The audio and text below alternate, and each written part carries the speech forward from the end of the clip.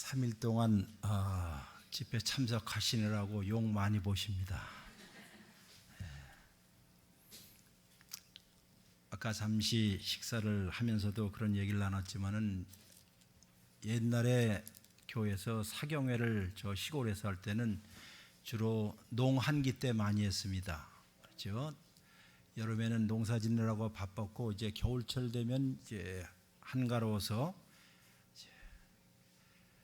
사경회를 많이 했는데 제 어렸을 때 기억을 보면 거의 일주일을 했습니다. 월요일, 화요일, 수요일, 목요일, 금요일, 토요일까지 거의.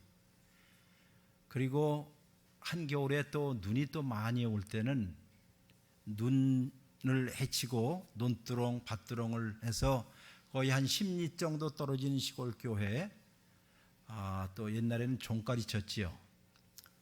저도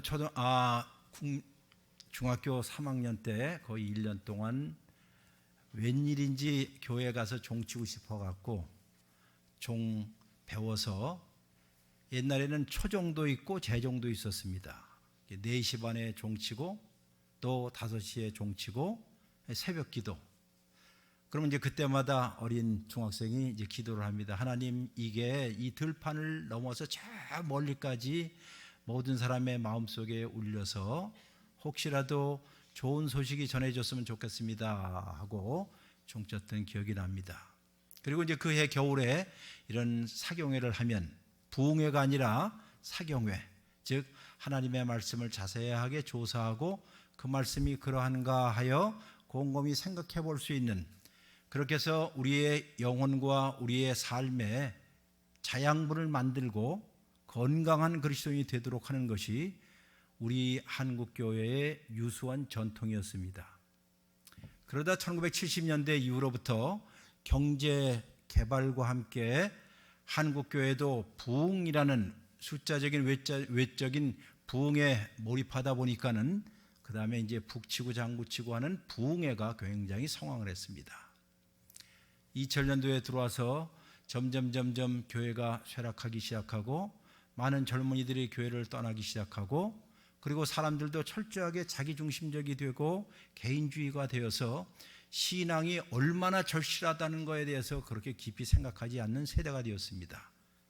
이걸 또 전문적인 용어로 기독교 후시대에 들어와 있다는 말도 해요.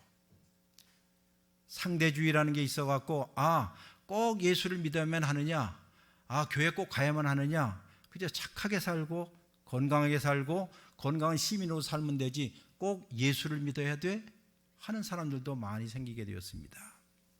이런 시대에 교회의 역할, 또 여러분들이 내가 누구인가, 우리 그리스도인이 무엇인가, 내가 무엇을 믿는가, 이것이 정말 내 목숨을 바칠 만한 가치 있는 일인가 하는 일에 대해서 곰곰이 생각해보는 이번 기회가 되었으면 좋겠습니다. 오늘 이 시간에 설교의 제목은 다 같이 읽어봅시다. 시작.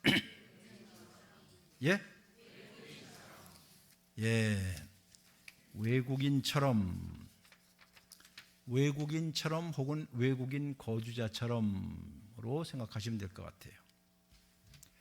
예수님께서, 오늘 여러분과 제가 읽은 성경은 요한복음 몇 장이죠? 17장입니다. 17장 앞에는 몇 장 있죠? 그걸 어떻게 아셨어요? 16장 앞에는요? 그래요. 소위 예수님께서 마지막으로 이 지상에 계셨을 때 제자들을 모아두고 마지막 설교를 했습니다. 소위 말해서 다락방 설교라고 불리는 설교를 하셨어요. 그 설교 본문이 요한복음 14장, 15장, 16장에 쭉 있어요. 너희는 마음에 근심하지 말라. 나를 믿으니 또 하나님을 믿으니 또 나를 믿으라. 내가 너희를 위해서 있어야 할 집을 예비하러 내가 가노니 다 준비가 된 후에 너희를 다시 데리러 오리라 하는 말씀도 있고, 나는 포도나무요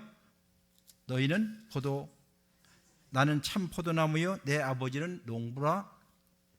너희는 포도가지니 누구든지 나에게 딱 붙어 있으면 많은 열매를 맺으리라 하는 이야기서부터 설교를 쭉 하셨어요. 자, 설교를 다 마친 후에 예수님께서 하신 일은 그 다음 뭐지요? 기도하지요. 소위 지금 전에 말씀드린 것은 요한복음 15장 16장 이 안에는 예수님의 고별 설교라고 불리는 것이 있습니다. 고별 설교. 떠나기 전에, 누군가가 떠나기 전에 이임 설교를 하거나 고별 설교를 하면 매우 중요한 얘기를 하겠지요. 평소에는 말고 아주 중요한 이야기를 할 것입니다. 그리고 설교가 다 마친 후에 예수님께서 제자들을 위해서 기도를 했습니다. 성경 가운데서 예수님께서 직접 기도하신 이 기도문이 가장 전체를 한자도 빼놓지 않고 제일 길게 제일 온전한 전문이 실려 있는 것은 요한복음 17장입니다. 이것을 가리켜서 우리는 예수님의 대제사장의 기도라고 불러요. 자, 무슨 기도요? 예수님의 대제사장의 기도. 그 이야기는 예수님께서 자기의 제자들을 위해서 중보 기도를 하셨다는 의미에서 대제사장의 기도라고 불러요. 그리고 그 대제사장의 기도문이 17장 전체에 쭉 기록되어 있어요. 한 절 한 절 여러분들이 자세하게 읽으면 예수님의 심장과 예수님의 의지와 예수님이 무엇을 위해서 기도했는가를 잘 알 수 있을 것입니다. 이 유명한 고별 기도문, 대제사장의 기도문 가운데 오늘 여러분과 제가 한 구절을 읽었습니다. 전체는 다 설명하지 않더라도 오늘 제가 여러분에게 말씀드리는 목적이 있기 때문에 일부분 읽었습니다. 읽으시면서 여러분 11절로부터 19절까지 읽으시면서 혹시 마음속에 와닿는 중요한 반복되는 단어가 무엇일 것 같아요? 아까 읽을 때는 덮어놓고 읽었고 이제 비로소 이제 다시 한번 읽으려고 하시는데, 자, 제가 다시 한번 읽습니다. 꼬박꼬박 예수님의 기도문이 있기 때문에요. 나는 세상에 더 있지 아니하오나 내 제자들은 세상에 있습니다. 나는 아버지께로 가옵나니 거룩하신 아버지여 내게 주신 아버지의 이름으로 이 제자들을 못하시고요 보존하시되 우리와 같이 그들도 하나가 되게 하여 주옵소서. 여기에 우리와 같이 그들도 하나가 되게 한다는 것은 성부 하나님, 성자 하나님, 성령 하나님이, 자, 성부, 성자, 성령, 이 하나님이, 우리 교인들이 요거는 꼭 알려드리고 싶어서 이미 배웠겠지만은 꼭 알려드리고 싶어요. 제가 여기서는 목사고 학교에 가면 뭐 교수고 집에 가면 남편이든지 삼위일체 하나님도 그러하다. 이럴 때는 아버지의 모습으로, 이럴 때는 구속자의 모습으로, 그리고 저 때는 성령의 모습으로 우리에게 다가오신다. 맞다 틀리다. 맞다 틀리다. 그럴 때는 모른다 그러시면 되세요. 자, 그 말이 맞아요? 그게 이단입니다. 그게 이단이래요. 하나님이 이렇게 나타나고 저렇게 나타나고 저렇게 나타나는 게 아니라 성부 하나님도 인격적인 하나님이시요, 성자 하나님도 인격적인 분이시고 성령 하나님도 인격적인 분이십니다. 그러니까 다른 것으로 대치될 수 없는 독자적인 인격을 갖고 있는 분들이라는 거예요. 그럼 모두 몇 분이죠? 한번 물어보세요. 모두 몇 분이죠? 몇 분이죠? 자, 다시 얘기해요. 아버지 하나님이신 그 분, 성부 하나님, 그분이 여기 계셔요. 성자 예수님이 여기 계셔요. 성령 하나님 여기 계셔요. 서로 교체할 수 없고 서로 대신할 수 없는 독자적인 인격을 갖고 있는 분 몇 분이 계시죠? 고집 되게 세시네. 아직 몇 분이에요 지금? 예? 다시 몇 분이요? 세 분이지요. 세 분이잖아요. 하나님, 성부 하나님도 한 분, 성자 하나님도 한 분, 성령 하나님도 한 분이지요. 그럼 모두 몇 분이에요? 확실하게 한번 얘기해보세요. 오늘 마지막 날이기 때문에. 자, 몇 분이요? 세 분이지요. 근데 이 세 분이 똑같은 동일한 신성을 갖고 계셔요. 이게 바로 삼위일체예요. 그런데 동일한 신성을 갖고 계시기 때문에 성부 하나님이 생각하는 것을 성자 하나님이 생각하고, 성자 하나님이 생각하는 것을 성령 하나님이 생각하고, 성자 하나님이 의도하는 것을 성부 하나님도 동의하시고, 그래서 서로가 서로 속에 들어가서 서로가 서로를 이해하고 서로가 서로를 사랑하고, 이것을 우리는 하나가 된다는 거예요. 그러면 독특한 인격을 갖고 있는 성부 하나님, 성자 하나님, 성령 하나님이 있음에도 불구하고 그들은 무엇으로 하나라고요? 동일한 신성. 한번 해보세요. 동일한 신성. 동일한 신성을 갖고 있기 때문에 서로가 서로를 이해하고 알고 사랑하고 서로 속에 들어가요. 그럼에도 불구하고 이 첫 번째 분이 두 번째 분, 두 번째 분이 세 번째 분 속에 들어가서 마음대로 휘젓거나 마음대로 자기 마음대로 한다 안 한다? 하지 않아요. 이게 삼위일체 하나님이 존재하는 방식이에요. 그러면 하나님을 닮았다 하는 데가 어딜까요? 교회 공동체예요. 여기에 경상도 분도 있고 전라도 분도 있고 뭐 이북 분도 있고 충청도 분도 있고 다 다를 수가 있어요. 배움도 다 다를 수가 있어요. 그러나 한 사람 한 사람은 다 독립된 독자적인 인격을 갖고 있는 사람입니다. 그런데 여러분과 저는 다 그리스도의 영 안에서 한 영을 갖고 있기, 그러므로 다른 사람에게 들어가더라도 그 사람을 이해하고, 이 사람이 이 사람 이야기를 들으면 충분히 이야기하고 사랑하고, 그러면서도 상대방을 자기 마음대로 좌지우지 휘두른다, 휘두르지 않는다, 휘두르지 않는 거예요. 이게 바로 삼위일체 하나님을 닮은 교회의 모습이어야 하는 것이에요. 여러분과 저는 다 하나님의 형상대로 지음받았다고 그랬죠? 그렇잖아요. 성부 하나님이 성자 하나님한테 너 저 우리 피조물을 위해서 십자가를 좀 질 수 있어? 라고 할 때, 십자가를 좀 져줄래? 할 때 성부 성자 하나님이 뭐라고 답변했죠? 예, 하겠습니다. 그것이 우리의 마음 아니겠습니까? 하고 예수님께서 십자가에 달려 돌아가시고, 그리고 성령께서 예수님의 마음 속에 들어가서 그로 하여금 힘을 얻고 하나님의 뜻을 이룰 수 있도록 용기를 북돋아줘서 함께 구원의 사역을 이루시는 분이 삼위일체 하나님이에요. 그러니 여기 중요한 것은 공동체입니다. 자, 다 같이 뭐가 중요하다고요? 공동체예요. 나 혼자가 아니라 공동체, 성부 하나님, 성자 하나님, 성령 하나님께서 함께, 옛날 신학자는 이걸 원무라고 그랬어요.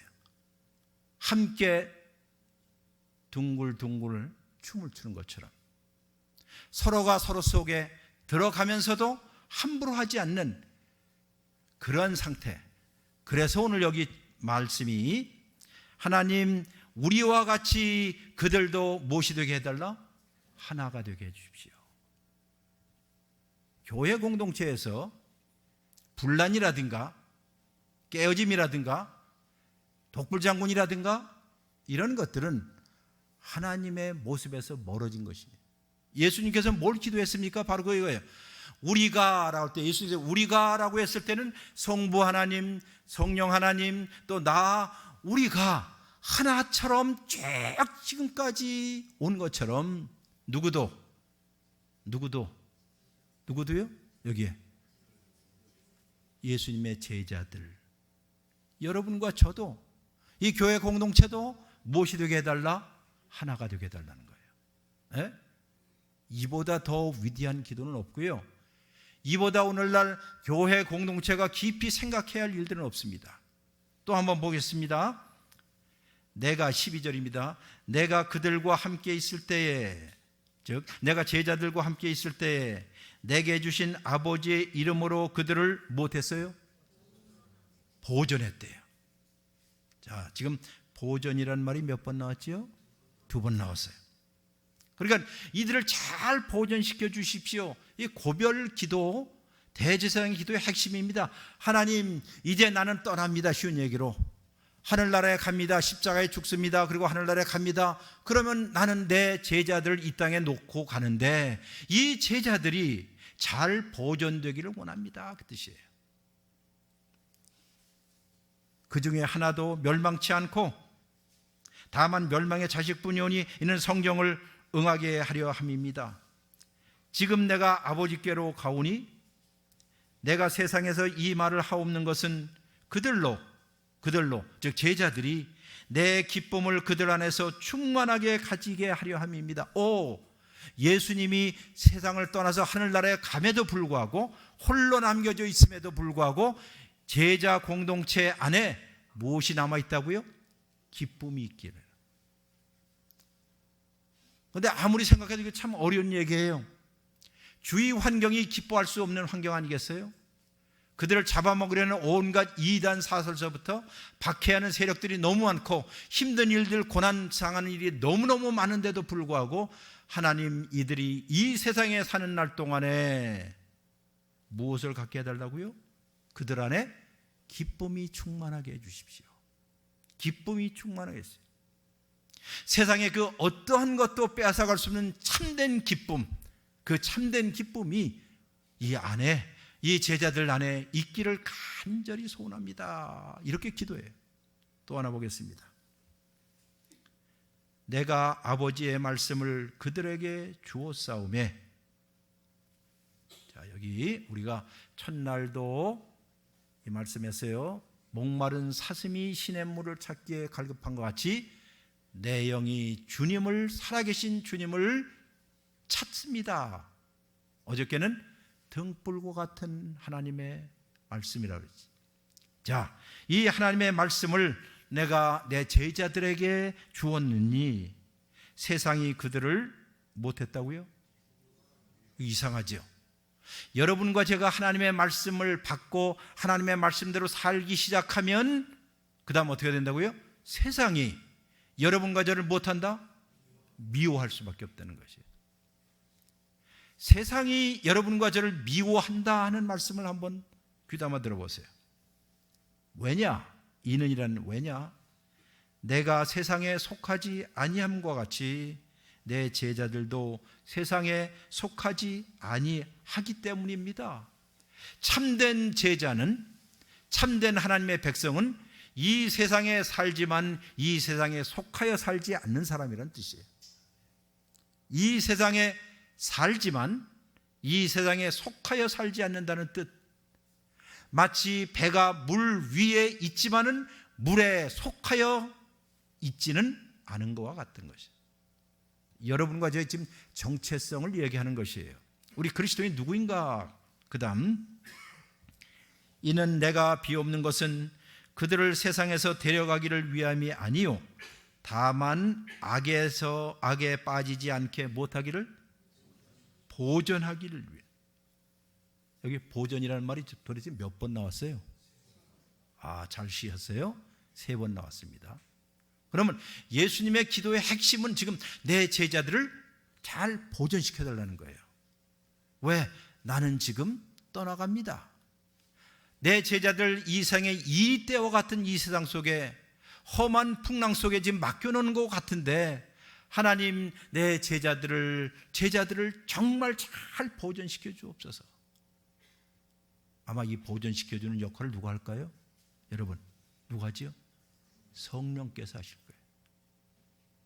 성령께서 여러분 마음속에 오시고 제 마음속에서 하나님의 말씀을, 예수님이 남겨진 말씀을 기억나게 하고 생각나게 하고, 맞아 그거구나, 맞아 내가 여기서 견뎌야지, 이겨야지 라는 보존시켜 달라고, 주의 말씀으로 보존시켜 주십시오.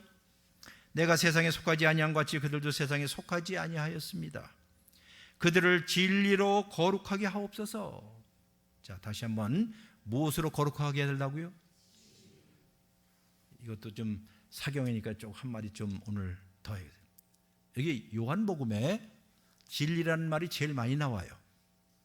근데 이 진리라는 말은 만물의 이치를 가리켜서 진리라고 얘기하지 않습니다. 이 진리라는 말은 매우 인격적인 말이에요. 다시 말해서 진리라는 말보다 더 좋은 말이 진실이에요. 진실하고 진리하고 같아야 달라고 생각해 보면 다르죠. 예를 들어서 저분은 진실해 하는 말이 맞아요? 저분은 진리야 하는 말이 맞아요? 예? 진실이라는 말은 인격적인 것. 저 사람은 진실하기 때문에 내가 믿을만해. 저 사람은 신실하기 때문에 내가 믿을만하고 기댈만해.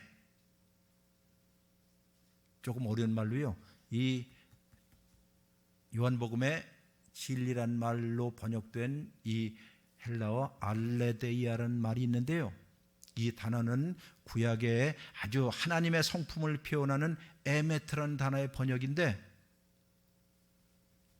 이것을 그 당시의 사람들 알레데이아를 로마 사람들은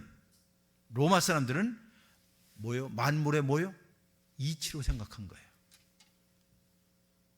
그러나 성경의 가르침은 그런 만물의 이치, 비인격적인 것이 아니라 믿을 만한 것, 신뢰할 만한 것. 그럼 이 세상에서 신뢰할 만한 분이 누구겠어요? 하나님밖에 없지요. 제가 농담으로 해요. 세상에 믿을 놈 없어. 누구도. 사람은 믿음의 대상이 아니지요. 다 이런 년을 배반해요. 누구만 신뢰할 수 있다고요? 하나님만. 오늘 권사님들 부르신 찬송가의 제목이 뭐예요? 신실하신 하나님이지요.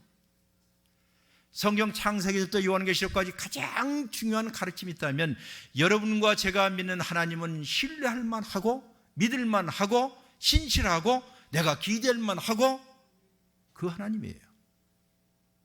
그러니까 사람을 의지하지 말라 그 뜻이에요. 하나님 외에 그 어느 것을 의지하는 것이 다 우상이라고 그랬어요. 제가 좋아하는 성경 가운데 이사야서 2장 22절. 자, 2 해보세요. 2 어디요? 이사야서 2장 22절 유명 구절입니다. 너희는 인생을 의지하지 말라. 그의 호흡이 코에 있나니 어찌 셈할 가치가 있으랴. 유명한 말이에요. 너희는 인생을 의지하지 말라. 그 호흡이 어디 있어요? 코에 있나니 어찌 셈할 가치가 있으랴 하는 명구입니다. 즉 이 세상 그 어디에도 신뢰할 만한 진실이신 분은 하나님밖에 없습니다. 내가 여기서 내가 진리로 거룩하게 하옵소서, 그들을 진리로 거룩하게 하옵소서, 하나님의 말씀은 진리입니다 할 때 하나님의 말씀이야말로 여러분과 제가 믿을 수 있고 기댈 수 있고 신뢰할 수 있고,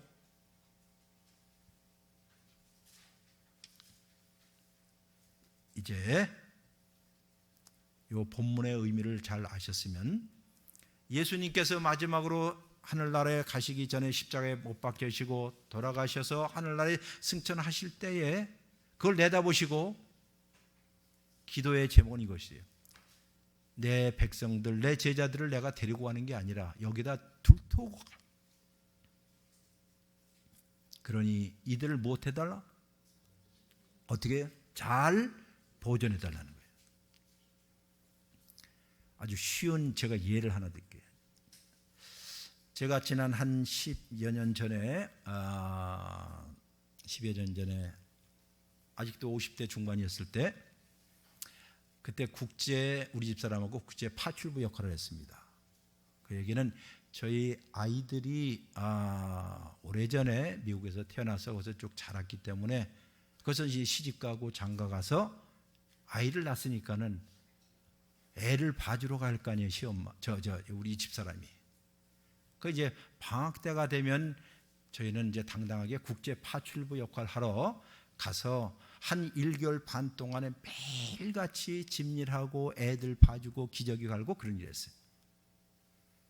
저희 딸하고 저희 사위는 아침 일찍이 직장을 가니까는 엄마 아빠가 오기만 기다려요. 그전에는 이제 데이케어 센터에다가 돈 많이 주고 하다가 이제 엄마 아빠 온 이유는 사실상 애들 맡기기 위해서, 그러면서 그 애를 얼마나 이뻐요 할아버지 할머니 이렇게 하면서 덤태기 썼죠. 그렇게 해서 매일같이 아침 그리고 저녁 때 퇴근할 때쯤 되면 우리 집사람이 애들을 위해서 밥을 해놓고 기다리고, 하루 종일 이 조그만 놈들 기저귀 갈고 뭐하고 하려면 진이 빠져고 진짜 파김치가 돼. 저녁 때 한 7시 되면 그냥 넉다운이 돼. 그렇게 한 1개월 반을 이제 보내려니까는 속에서 내가 부글부글 떠오는 거야. 내가 이러려고 여기 왔나? 그러던 어느 날 떠나기 전에, 한국에 다시 돌아오기 전에 야, 이제 니네 엄마하고 나하고는 좀 한 2, 3일이라도 쉬자. 그리고 너희들 알아서 해. 그리고 어느 날 차를 몰고 저희 집사람하고 운전을 해서 미시간 호수가 있는 아주 기가 막힌 해안도로를 쫙 숲속에 기가 막힌 데 쭉 달리다가 기가 막힌 골프장을 만났어요. 골프장으로 싹 들어갔어요. 뒤에는 골프채가 누가 줘서 있어요. 딱 들어가서 프론트에 가서 물어봤습니다. What's the rate for 18 hole? 18홀 도는데 얼마입니까? 그랬더니 36 bucks, $36래요. 그러니까 한국 돈으로 36,000원이에요. 그러니까 이거 카트 타고 골프 치고 하루 종일 하는데 36,000원이에요. 싸요. 네, 굉장히 싸요. 그러다가 조금 있다가 Do you have a senior rate? 한마디로 노인네 가격 있습니까? 물어봤어요. 왜냐하면 보통 그런 데서는 55살 이상이면 다 어르신 경로 우대를 하기 때문에 싸거든요. 그때 내가 56살이었으니까요. 그러니까 Do you have a senior rate? 그랬더니 Of course we have. 그래서 제가 그랬어요. I'm a senior 그랬어요. 난 노인네거든. 경로 우대증. 그랬더니 그 사람이 저를 쫙 쳐다보면서 Really? 진짜야? 그러더라고요. 그래서 제가 뭐라고 그랬겠어요? You wanna see my ID? 민증 까볼래? 그랬어요. 내 아이디 한번 보여줄까? 그랬더니 no 그래. 그러더니 하는 말, 저를 쫙 보더니 You are well preserved. 무슨 뜻인지 아세요? 정말 얼굴 보니 잘 보존되어 있네. 뭐 되어 있다고요? 잘 보존되어 있다. 자기가 볼 때는 전혀 이 사람은 쉬운 6, 7처럼 보이지 않고 이제 한 40대니까 잘 You are well preserved. 잘 보존되어 있다. 그래서 둘이서 악수하고 한바탕 웃었습니다. 그리고 신나게 자연을 즐기면서 우리 집사람과 마지막 휴가를 보내고 온 적이 있어요. 오늘 바로 이 말씀이 그 뜻일 거예요. 세월의 수많은 어려움 가운데서도 잘 어떻게 하라고요? 보존되어 있느냐는 거예요. 여러분과 저의 신앙이 이 세상 세파와 풍파와 온갖 유혹과 무엇에도 불구하고 좌로나 우로나 치우치기에 너무나도 좋은 이 세상 가운데서 한 길 가는 나그네처럼 변함이 없이 올곧게 똑바로 걸어서 그의 신앙의 모습 자체가 어떻게 잘 보존되어 있느냐는 거예요. 예수님께서 오늘 지상교회를 향해서 하는 말씀이 바로 그거예요. 잘 보존되어 있느냐, 잘 보존되기를 원한다 하는 그 뜻이에요. 우리가 이 세상 살면서 이런 일들을 당할 때가 많이 있습니다. 보존되지 못할 정도로 바깥에서는 세파 때문에 혹은 유혹 때문에 혹은 박해 때문에 온갖 일들 때문에 여러분과 제가 가져야 할 근본적인 신앙의 틀 자체를 포기할 때가 많이 있다는 것이에요. 저는 우리 여러 그리스도인들에게 이야기합니다. 여러분과의 정체성이 무엇인가를 분명히 해야 돼요. 분명히 여러분과 저는 예수 그리스도의 크리스찬, 즉 그리스도인이죠. 여러분과 저는 길 위에 있는 길의 사람들이죠. 천성을 향해서 길을 떠난 순례자들이기도 하지요. 바로 이 세상에 살지만 이 세상에 속하여 살지 않는 사람들이지요. 여러분과 제 정체성이에요.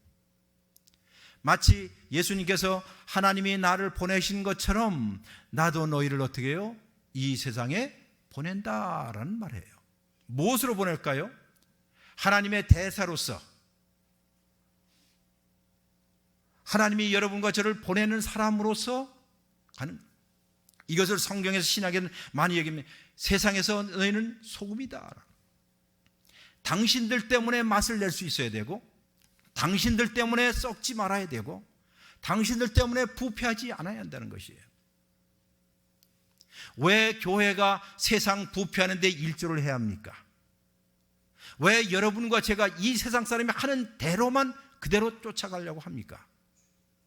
여러분과 저는 이 세상에, 맛없는 세상에 맛을 내는 소금 역할이요. 옛날 고대에는 소금은 맛도 내고요, 또 소금은 땅에 뿌려서 땅에 있는 것을 옥토로 만드는 역할도 했고요, 소금은 무엇보다도 현찰 위력도 있었고요, 소금은 무엇보다도 부패를 방지하기 위해서였어요. 이것이 여러분과 저의 정체성이에요. 성경은 말합니다. 여러분과 저는 소금이 되라라고 얘기하지 않아요. 너희는 무엇이다? 소금이다라고 얘기해요. 여러분과 저는 빛이 되라고 얘기하지 않고 여러분과 저는 무엇이다? 빛이다라고 얘기하는 것이에요. 우리의 정체성이 이렇다는 것이에요. 우리는 밝음 가운데 거하는 사람이지 결코 어둠 가운데 거하는 사람이 아닙니다. 우리는 어디에 가든지 맛을 내는 사람이어야 되고, 우리는 어디 가든지 부패한 집단들을 새롭게 할 수 있는, 보존시켜 줄 수 있는 능력들이 있는 사람, 이게 우리의 정체성이에요. 게다가 또 이야기합니다. 예수님께서 이제 내가 우리의 제자들을 여기다 놓고 가는데 이 제자들이 좌로나 우로나 흔들리지 않고 이 세상에서 잘 갈 수 있도록, 그러면 이 세상 가운데 우리 정체성이 무엇일까? 오늘 말씀에 의하면 제가 3가지만 얘기할 텐데 한번 들어보세요. 우리 기독교인들의 삶의 모델을, 우리 기독교인들의 삶의 모델을 우선 2가지만 먼저 얘기할 때는, 모형론조, 좀 어려운 말, 모형론조로 얘기한다면 첫 번째 모델은 순례자의 모델입니다. 무슨 모델이라고요? 즉 여러분과 저는 무엇과 같다? 순례자와 같다는 거예요. 혹시 책을 읽어보신 분은 유명한 존 버년의 유명한 저서인 철로 역정을 기억하실 것이에요.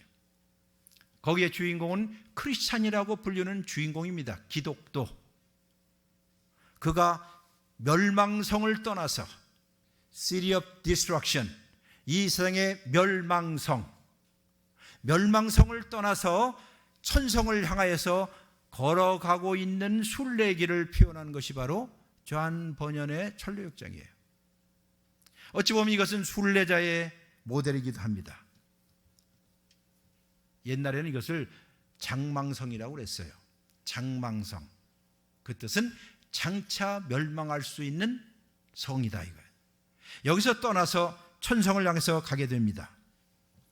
이 천성의 이 순례자의 모델에 따르면 이 세상은 무엇보다도 더럽고 전염이 많이 되고 악한 세상이기 때문에 여러분과 저는 전염되지 않고 깨끗하게 살려면 하루속히 이 더러운 세상을 어떻게 해야 돼요? 떠나야지요. 떠나야 된다고요. 여기에 좋은 성경의 모델이 있습니다. 이게 성경의 모델. 구약 성경에 롯과 그 가족에 관한 이야기를 아실 것이에요.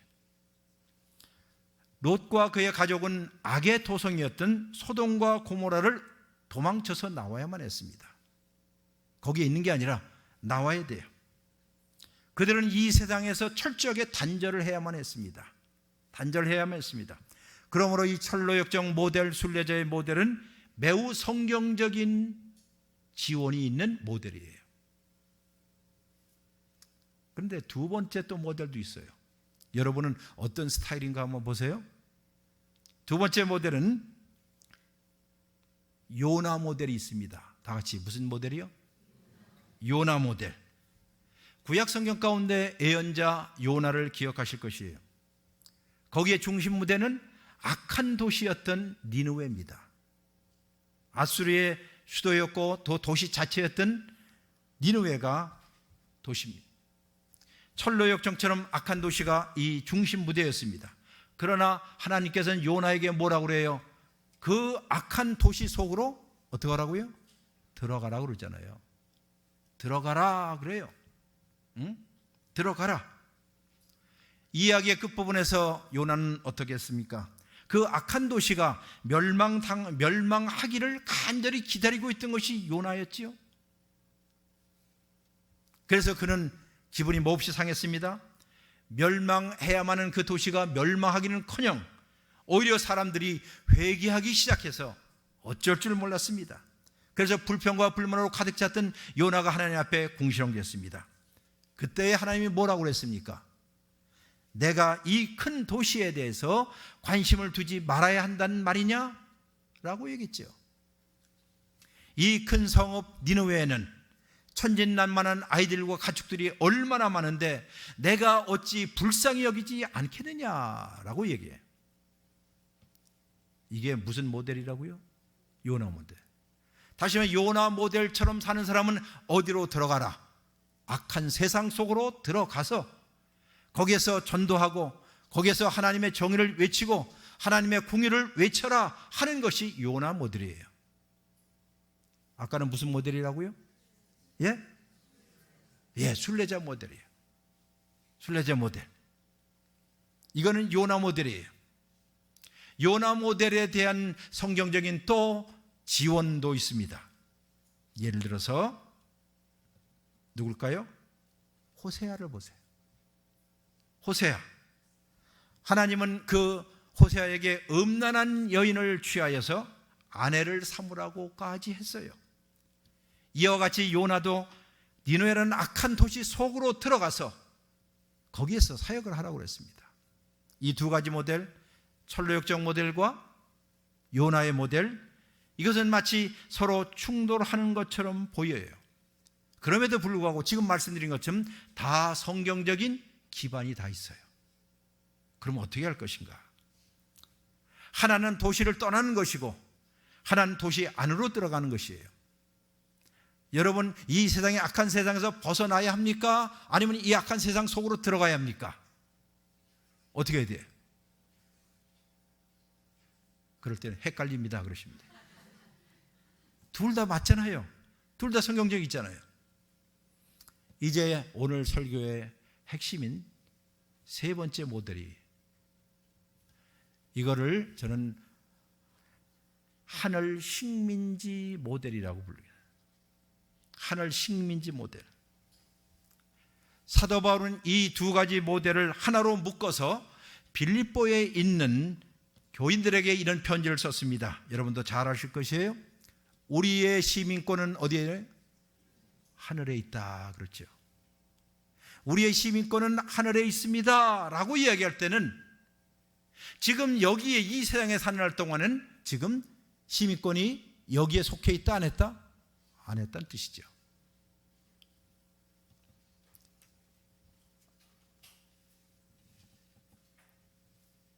다른 말로 해서 이 세상 여러분 살고 지금 여러분과 제가 신앙생활하는 것은 하늘의 식민지와 같은 데가 이 세상이란 뜻이에요. 다시 말해서 하늘나라에서 하늘나라의 교두보와 같은 역할을 하는 데가 교회라는 뜻이에요. 하늘의 식민지를 만들어 놓은 데가 어디예요? 교회라는 것이에요. 좀 더 전쟁용어로 한다면 교회야말로 하나님의 나라가 이 땅에 침공한 상륙 거점과 같습니다. 상륙 거점과 같아서 여기에서부터 전선이 확대되기 시작하고 여기에서부터 군사들이 이 세상을 향해서 나가게 되는 것이에요. 이것이 바로 성경에서 이야기하는 가장 중요한 모델입니다. 즉 하늘 식민이라는 것은 전방초소요, 전진기지요, 아웃포스트와 같고, 그리고 이 세상 안에 살면서도 하나님 나라의 독특한 식민지를 여기다 만들어 놓고 이 세상과는 전혀 다른 대응 문화를 창조하고 이 세상 사람들이 알지 못하는 언어를 가지고 그들에게 하나님의 나라가 어떤 나라인가에 대해서 이야기하는 집단이 무엇이다? 교회와 같다. 교회가 그렇게 중요해요. 그러므로 여러분과 저는 이 세상에 살면서 교회 생활하면서 우리의 가치관들은 어디서부터 가져와야 돼요? 어디서부터? 하늘나라서부터 공수받아야 되는 거예요. 이것이 바로 교회에 오셔서 여러분이 하나님의 말씀을 듣고 사는 이유 중에 하나입니다. 이 세상 사람들하고는 전혀 다른 가치를 갖고 살고 이 세상에서 생각하는 것과는 전혀 반대의 생각을 하는 사람들이 바로 여기, 이것을 우리는 대응 문화를 만들어가며 산다는 것이에요. 마치 적진 한가운데 투여된 공수 특전단들처럼 거기에 딱 착륙하게 되면, 낙하게 되면, 그러면 전쟁하는 전선은 전방이 있습니까? 후방이 있습니까? 생각해 보세요. 그리스도인에게는 전후방이 없어요. All front, 전체가 다 공격의 대상이기 때문에 깨어 각성하여 기도하며 틈새를 주지 아니하고 하나님의 나라로부터의 가치관을 가지고 우리들만의 독특한 문화를 만들고 하나님 나라의 사람들끼리 모여서 지금 이 땅에 하나님의 나라가 확장될 수 있도록 투여받은 군사들이 바로 여러분과 저예요. 이러한 생각들을 가지고 살아야만이 제대로 된 그리스도인이라는 것이죠. 자, 여기에 제가 어떻게 하다 보니까 굉장히 오래전에 40여 년 전에 이민을 갔습니다. 이민을 갔다고요? 네? 네. 이민을 가게 되면 뭐가 나오는 줄 아세요? 영주권이라는 게 나와요. 영주권 나오면 영주권의 카드를 받는데 카드의 이름이 옛날에는 그냥 지금도 그렇지만 그린 카드라고 그랬어요. 근데 거기에 독특한 이름이 있습니다. Permanent Resident Alien Card라고 그래요. 영어로 그대로 설명해 드릴게요. Permanent Resident Alien Card예요. Permanent은 영구적으로, Resident 거주할 수 있는 Alien이래. Alien이 뭐예요? 옛날 영화 보면 Alien이 뭐죠? 외계인이에요. 외계인. 말 그대로 한다면요. 네? 그러니까 내가 영주권을 받고 거기서 사면, 예서 미국에 살게 되면 나는 거기에 본토인들이 볼 때는, 미국 사람들이 볼 때는 난 뭐라고요? 다 같이 뭐라고요? 외계인이에요. Permanent Resident Alien. 외계인. 여러분, 옛날에 E.T.라는 영화 보셨어요? E.T. 예? 외계인들이 이 땅에 오게 되면, 이랬어요. 이 땅에 오게 되면 여러분들이 그들의 말을 이해할 수 있을까요? 이해 못하죠. 그럼 외계인이라 하면 요즘 말로는 뭘까요? 한국으로 얘기하면 저 성남이나 안산이나 이쪽에 가면 누가 있어요? 외국인 거주자들 많지요. 있어요, 없어요? 있지요. 동남아시아에서 오신 분들, 뭐 필리핀에서 오신 분들, 방글라데시에서 오신 분들, 뭐 굉장히 많이 있어요. 예? 캄보디아 오신 분들. 그러면 그들은 그들끼리 모이는데 여기에 살고 있는 한국 사람이 볼 때는 생활 풍습도 다르고 이상하게 걷기도 하고 말도 이상하게 하고 그래요. 뒤집어서 얘기한다면 우리 그리스도인들이 이 세상에 살면서 퍼머넌트 레지던트 에일리언으로 산다고 한다면 저 바깥에 있는 예수 그리스도를 믿지 않는 이 세상 사람들이 여러분들이 말하고 있는 문법과 어법과 신앙의 문법 체계를 알 수 있을까요? 모를까요? 알아요? 몰라요? 모르지요. 몰라요. 그들이 볼 때 우리는 말을 이상하게 하는 사람이어야만 합니다. 믿지 않는 사람들이 여러분들이 갖고 있는, 제가 갖고 있는 가치관을 볼 땐 저 이상하다 라고 해야만이 여러분들이 진짜 외계인들이에요. 그런데 오래 살다 보니까 동화가 됐어요. 저 세속에 있는 사람들보다 더 세속적이 되었어요. 한국 사람들, 우리 그리스도인들이 그렇게 되었어요. 뭐 애들 말로 해서 저 사람들이 명품을 밝히는 것 이상으로 그리스도인들이 명품을 밝혀요. 저 사람들이 학벌을 밝히는 것 이상으로 믿는 사람들이 학벌을 밝혀요. 저 사람들이 부패하는 것 이상으로 더 부패할 수도 있다는 것이에요. 이게 무슨 그리스도인이에요? 문법 체계가 다릅니다. 우리는 제가 말하는 문법 체계, 우리는 신앙의 문법 체계가 있어요. 그 문법에 따라서 우리는 사는 겁니다. 그 문법에 따라서 말을 하는 것입니다. 죽는 것이 어떻게 해요? 사는 거야. 낮아지는 것이 높아지는 거야. 성경에서 가르치는 모든 것들을 보면 이 세상이 알려주고 가르쳐주는 가치관과는 정반대예요. 뒤집어진 세상이에요. 이렇게 사는 사람들, 이게 바로 외국인 거주자. 그런데 이렇게 살다 보면 그대로 그 정체성을 간직하고 보존해서 살기가 쉽다, 어렵다? 어렵지요. 어느 날 예수님께서 여러분과 저를 만나는 순간, 마지막 순간, 아까 골프장에 그 매니저가 저한테 했던 말을 여러분과 제가 들었으면 딱 좋을 것 같아요. 어쩌면 You are well preserved. 어쩌면 이렇게 잘 보존되었냐. 내가 이 세상 떠날 때 너희를 위해서 기도했던 내용들 알지? 하나님, 이들을 잘 보존하여 주옵소서. 악에서부터 구원하여 주옵소서. 모든 유혹으로부터 이를 잘 보존하여 주옵소서.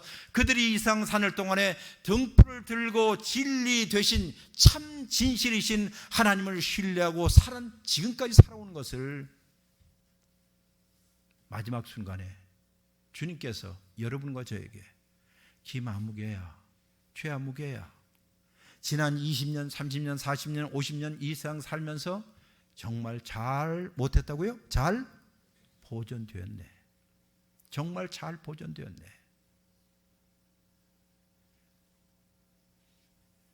우리가 이러한 그리스도인들의 정체성에 대한 깊은 이해가 없이는, 그리고 이뿐만 아니라 이 땅 안에서 우리 교회 공동체가 마치 하늘 식민지처럼, 콜로니처럼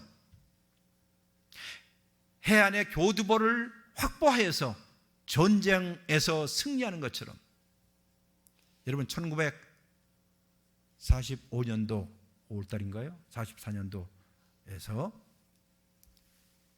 프랑스의 해변 노르망디를 기억하시나요? 들어보셨죠? 무슨 작전? 노르망디 상륙작전. 그 당시에 연합군의 총사령관이 아이젠하워였습니다. 부사령관이 몽고메리 영국의 총사령관이었어요. 그리고 그들은 작전을 짜죠. 이 악하기 그지없는 유대인을 600만 명이나 죽인 이게 살인자와 같은 저 제3의 세계였던 제3제국이었던 독일 제국을 어떻게 이 독일병을 이길 것인가. 사막에 여우도 있었잖아요. 롬멜도 있었고 얼마나 결국 그들이 결정을 하죠. 우리가 저 대서양변에 있는 프랑스의 노르망디에 상륙하자는. 그날을 우리가 무슨 날이라고 그러죠? 모르죠. 작전명 다 같이 D-Day. 무슨 데이요? D-Day. 작전명이죠. 자, 그날을 기립하여 수십만의 미국, 프랑스, 미국, 캐나다, 영국 대거 들어갔지. 해변에 있는 방사포들, 자주포들 독일에 엄청나게 많이 죽었어요. 그러나 그것을 밀고 들어가서 상륙작전이 시작돼서 성공하자 소위 전세는 확 꺾였지요. 그래서 나온 말이 war, W-A-R, war.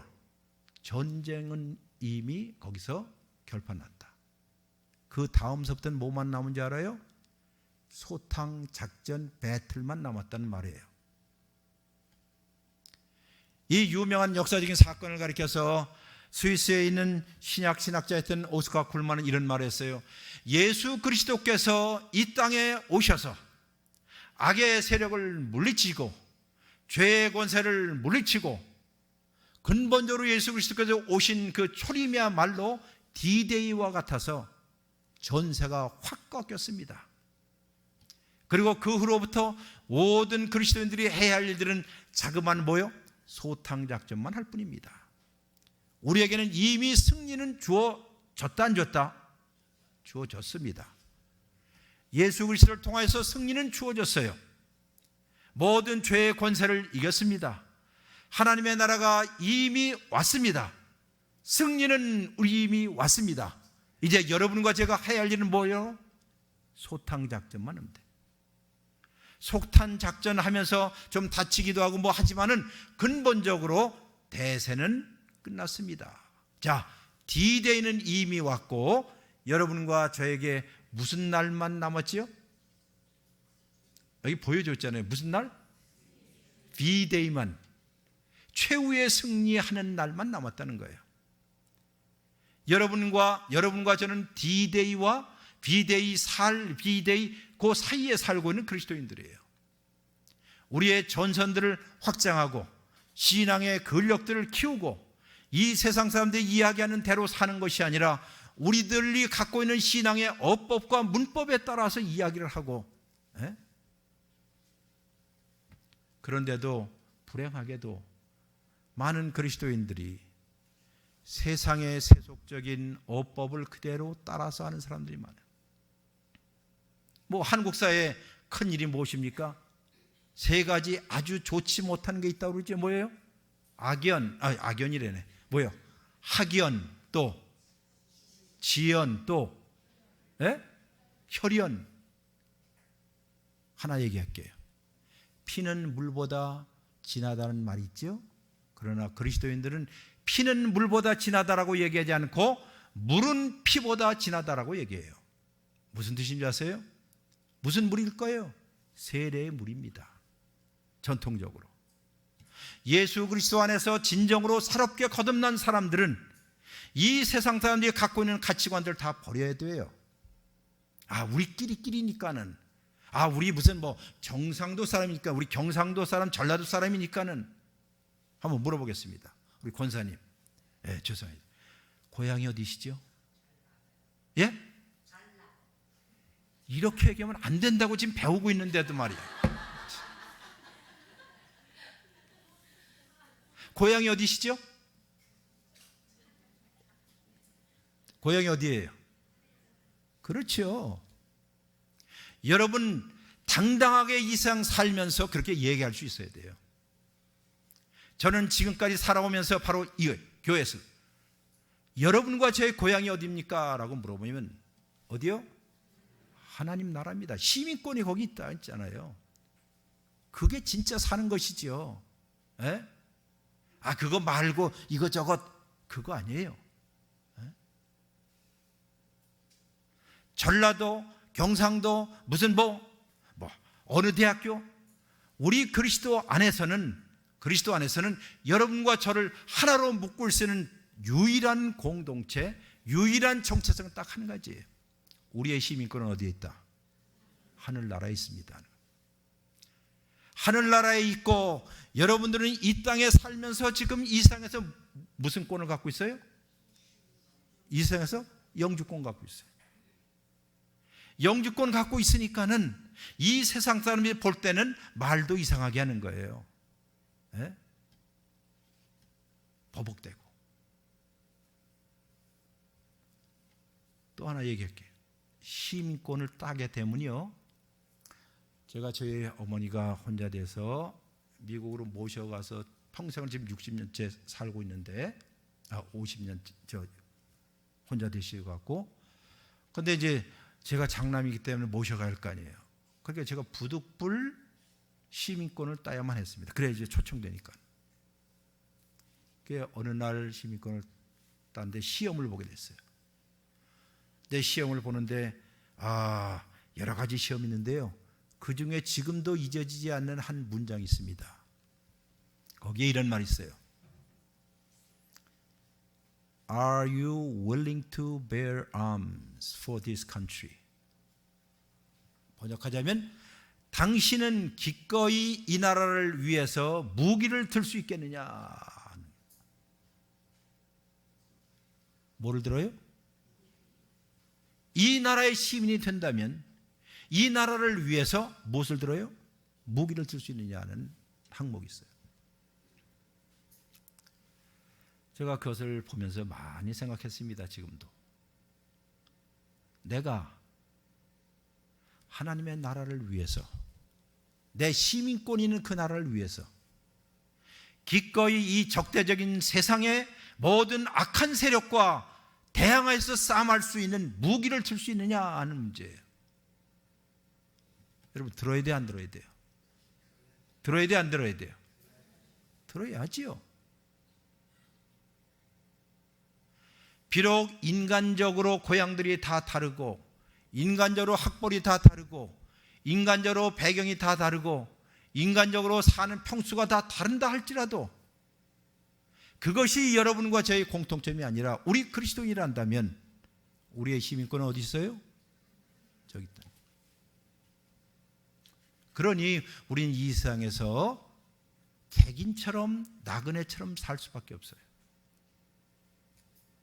밥 먹다가 우리 장로님한테 지상의 고향이 어디냐고 이제 물어봤다가 제가 그런 말 했어요. 객지인으로 사는 것이 무슨 의미인지 많이 아시겠네요. 그랬어요.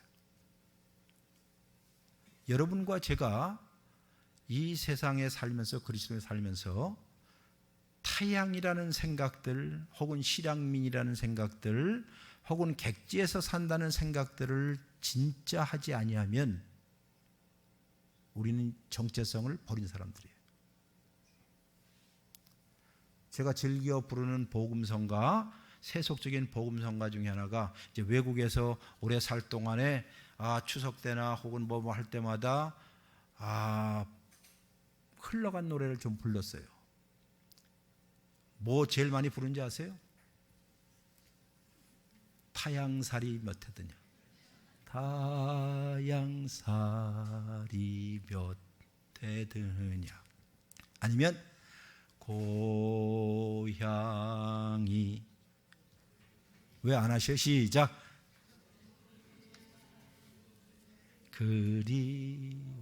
자, 이게 다 실향민의 서글픔을 얘기하는 거죠. 이거보다 더 좋은 복음성가가 없어요.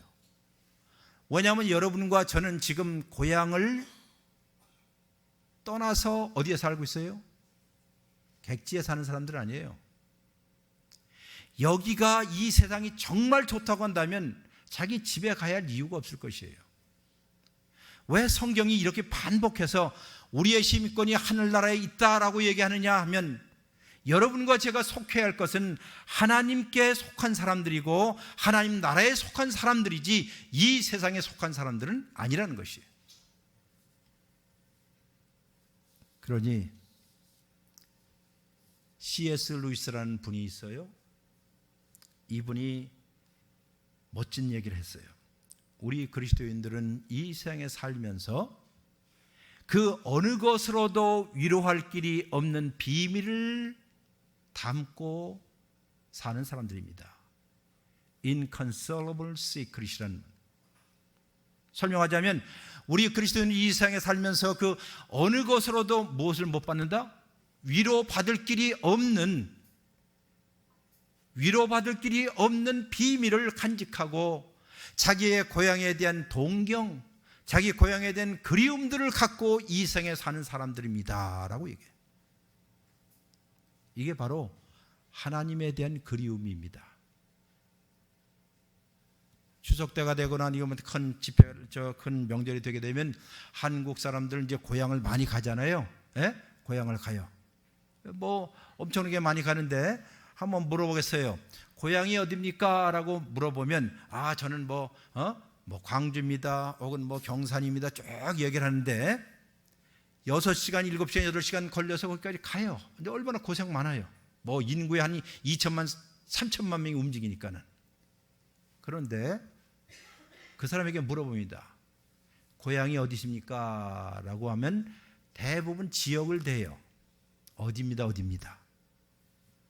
그런데 누군가에게 물어보면서 고향이 어디입니까? 그러면 네, 우리 누가 있는 곳, 부모가 있는 곳이 고향이죠. 우리의 부모가 있는 곳이 고향이에요. 결혼을 해갖고 아직도 부모가 살아있을 때는 고향에 가지만은 고향에 가더라도 부모님이 안 계시면 그 다음서부터는 별로 가고 싶은 생각 안 들지요. 고향이라는 것은 누가 있는 곳이라고요? 부모가 있는 곳이에요. 여러분과 제 진정한 고향은 누가 계신 곳이죠? 아버지 하나님이 계시는 곳이에요. 그래서 바로 그 아버지 하나님의 품속으로 가는 것, 바로 그 일 때문에 우리는 아까 C.S. 루이스가 말한 것처럼 그 어느 것으로도 위로받을 수 없는 그런 애잔한 슬픔을 가지고 이 땅에 삽니다. 동시에 이 땅에 살면서도 온갖 난관들, 어려움들, 힘든 일들에도 불구하고 그것을 극복하면서 누구끼리요? 모여진, 남겨진 하나님의 백성들끼리 서로 사랑하고 서로 격려하고 서로 위로하고 서로 하나가 되어서 이 길을 걷는 사람들이 바로 교회 공동체예요. 그러니 교회에서 분쟁하고 분란하고 싸움하는 거는요, 그건 성경의 근본적인 원리에서 벗어나는 일이에요. 성부 하나님, 성자 하나님, 성령 하나님이 서로가 서로를 사랑하고 이해하고 하나가 되어서 우리에게 본을 보여주었던 것처럼 예수님도 우리에게 이야기합니다. 바로 이것이 너희가 이 땅에서 살아야 할 그리스도인의 정체성이라고. 여러분과 저는 이 땅에 사는 날 동안에 외계인으로 사는 법을 배우십시오. 기독교인들만이 갖고 있는 신앙의 어법과 문법을 익히시고 이 세상 사는 날 동안에 모든 가치들은 어디로부터 공수받아요? 어디로부터? 하늘로부터 공수를 받으십시오. 그 공수받는 장소가 바로 여기예요. 하나님의 말씀을 귀히 여기시고 그 말씀이 우리의 삶을 변화시키고 우리의 삶을 그대로 살게끔 하는 것. 여러분이 진짜 훌륭한 배우를 보시면요, 배우, 그 역할을 계속 하다 보면 자기도 모르게 그 배우는 그 역에 사람이 변해가는 거 아시죠? 그렇잖아요. 자기가 각본을 읽고 또 읽고 이거 하고 연기하고 계속 하다 보면 야, 어떻게 저렇게 완전히 변할까는. 이 말씀은 무슨 뜻인가? 여러분이 하나님의 말씀을 정말로 깊이 이해하고 배우고 먹고 씹고 마시고 하기 시작하면 우리도 여기에 있는 것처럼 아예 몸 움직임이 그렇게 될 거예요. 밥을 먹을 때도 성경적으로 먹게 됩니다.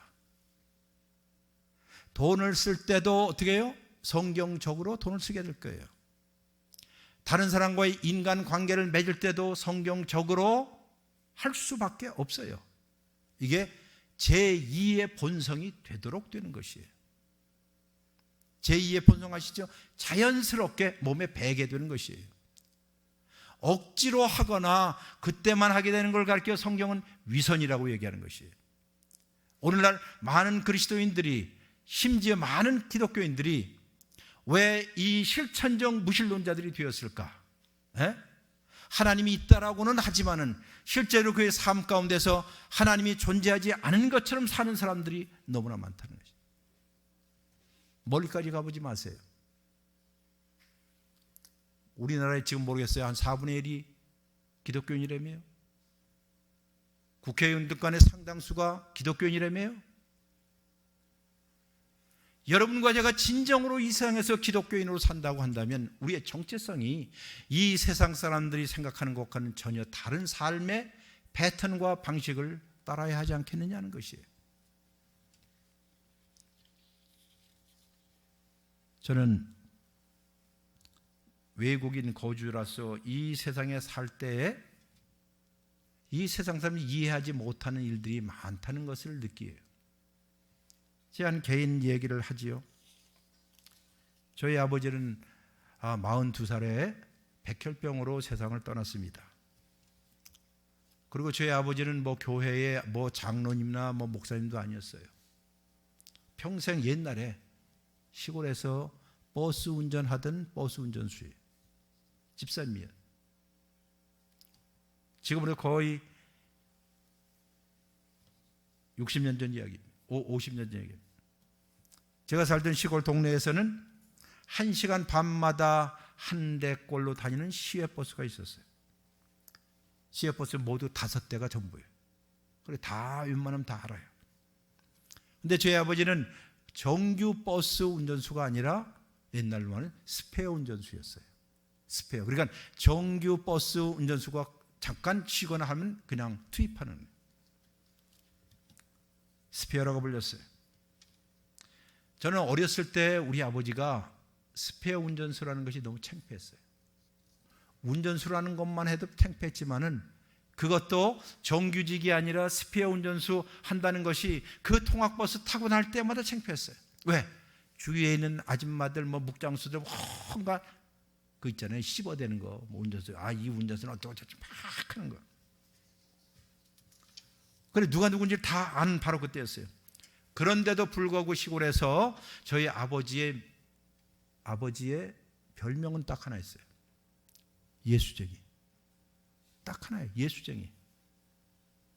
주일이면 무슨 일이 있어도 우리 식구 6명을 데리고 거의 한 10리쯤 되는 교회당을 꼭 걸어갔어요. 토요일 날 되면 주일 다 준비를 하고 매일같이 성경을 읽게 하고 가정 예배를 드리고, 이거 집사예요. 집사. 장로님도 아니고 안수 집사도 아니고 그냥 집사예요. 그러나 자기 인생을 하나님께 맡기고 살았던 분이기 때문에 그렇게 미신 숭배가 그 당시에 얼마나 많았는지요. 이 동네 저 동네에 걸쳐서 이틀에 멀다 하고 고사를 지냈습니다. 시골 동네에서 유일한 예수쟁이는 우리 아버지밖에 없었어요. 예수쟁이. 여러분 예수쟁이라는 말 들어보셨어요? 예? 옛날에는 그 창피한 일이었지요. 저 예수쟁이라고 그래요. 게다가 그가 정규직도 아닌 스페어 운전수 노릇을 하고 있었으니 이 어린 나도 자존심이 몹시 상했어요.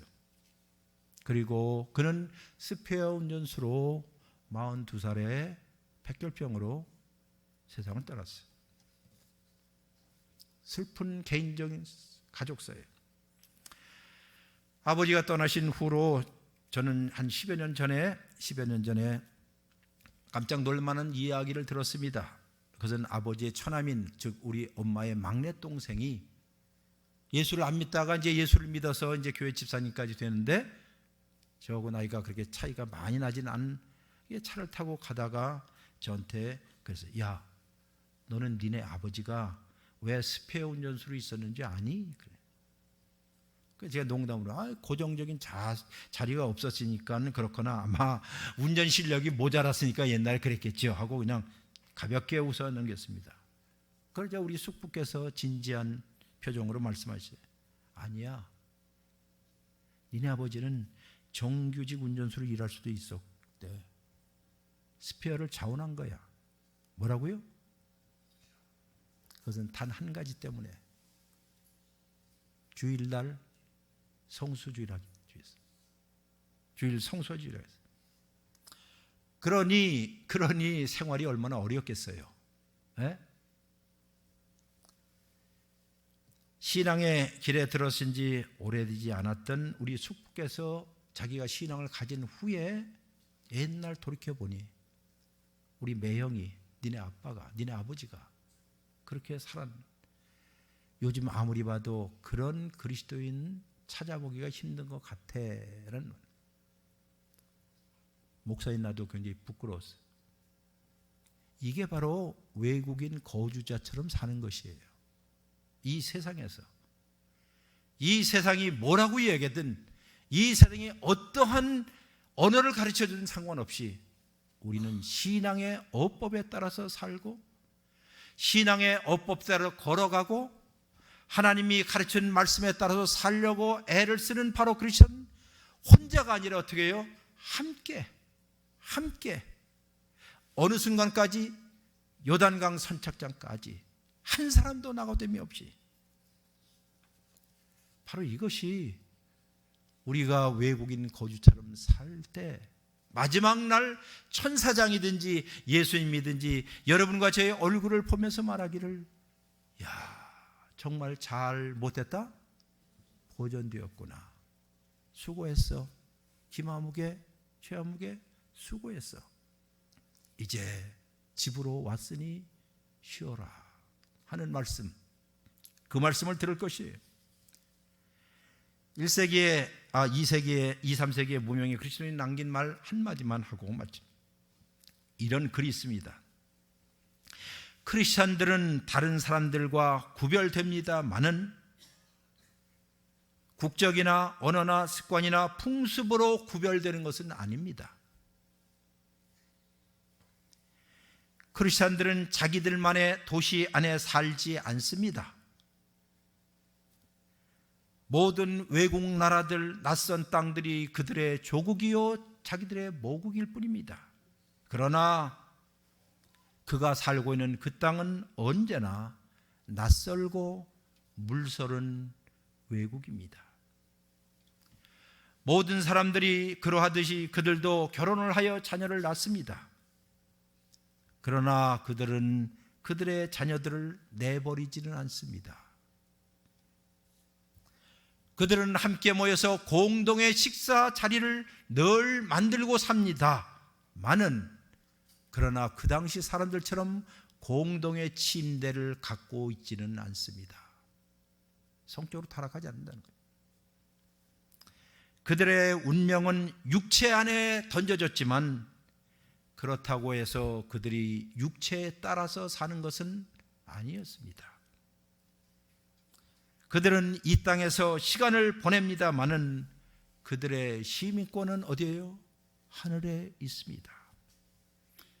그들은 정해진 법들에 순종하지만 모든 사람들에게 박해를 받고 핍박을 받습니다. 그들은 오해를 받고 정죄됩니다마는 그들은 기꺼이 이 세상을 어떻게 해요? 축복하고 원수를 사랑합니다. 이게 주후 2, 3세기에 남긴 어떤 무명의 그리스도인이 남긴 글 한 구절이에요. 여러분들도 저와 함께 외국인 거주자처럼 당당하게 사실 의향은 없으십니까? 기도하십시다. 주님, 우리로 하여금 유혹과 시험에 빠지지 않게 하여 주옵시고 다만 악에서 구원하여 주옵소서. 우리가 이 땅에서 외국인 나그네처럼 살지만 우리 홀로 내버려 두시지 아니하시고 성령께서 찾아오시고 주의 말씀을 기억나게 하여 주시고 쓰러질 때 다시 일어나게 하여 주시고 용기와 희망을 갖고 걷는 신앙의 공동체 다 되게 하여 주옵소서. 예수님의 이름으로 기도하옵나이다. 아멘.